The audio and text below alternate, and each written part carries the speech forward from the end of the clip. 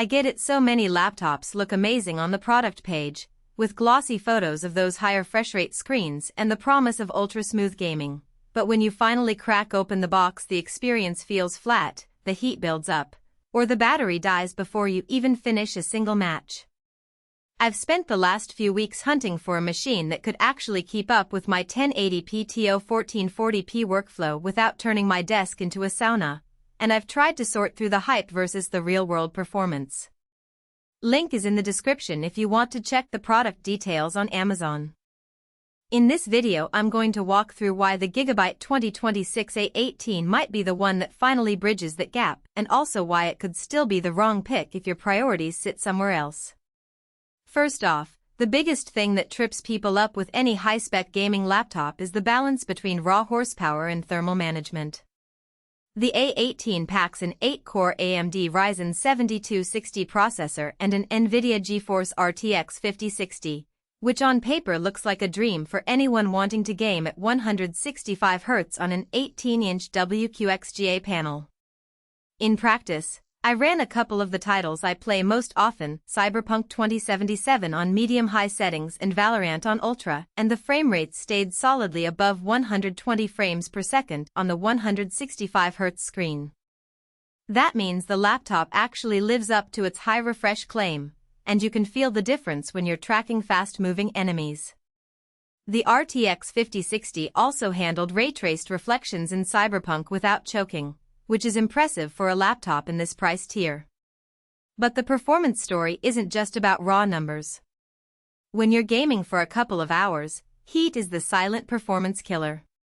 The A18 uses a fairly aggressive cooling solution, a dual-fan setup with a vapor chamber-style heat pipe.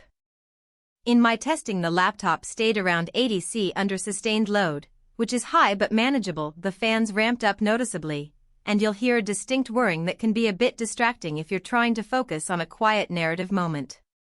The upside is that the temps never spiked into the 90s, so you won't get thermal throttling that drops FPS mid-match. If you're planning to game in a bedroom or a shared space, you might want to keep a small desk fan nearby or make sure there's enough clearance behind the chassis. The screen is another spot where the A18 shines in everyday use. The 18-inch IPS panel offers a 2560x1600 resolution, which feels surprisingly crisp for most games and productivity tasks. The 300 nit brightness is enough for indoor lighting, and the colors are vibrant enough that you won't notice the washed-out look you sometimes get with cheaper panels. I also tried the laptop for a few hours of video editing in DaVinci Resolve, and the extra vertical real estate made the timeline easier to navigate compared to a 1080p laptop. The 165 Hz refresh rate isn't just a gimmick. When scrolling through large spreadsheets or browsing the web, everything feels smoother, and the reduced motion blur helps when you're doing quick mouse-driven tasks. Connectivity is often an afterthought, but it matters when you're trying to set up a decent gaming rig. The A18 includes a USB-C port with DisplayPort Alt Mode, a full-size HDMI 2.1, and a Gigabit Ethernet jack.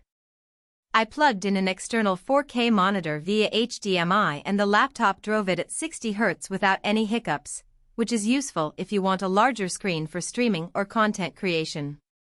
The Wi-Fi 6E module gave me stable 5 GHz performance even when the router was across the apartment, and the Bluetooth 5.2 handled my wireless headset with no latency issues. The inclusion of an RJ45 port is a nice nod to desktop gamer habits. You can lock into a wired network for the lowest ping in competitive titles.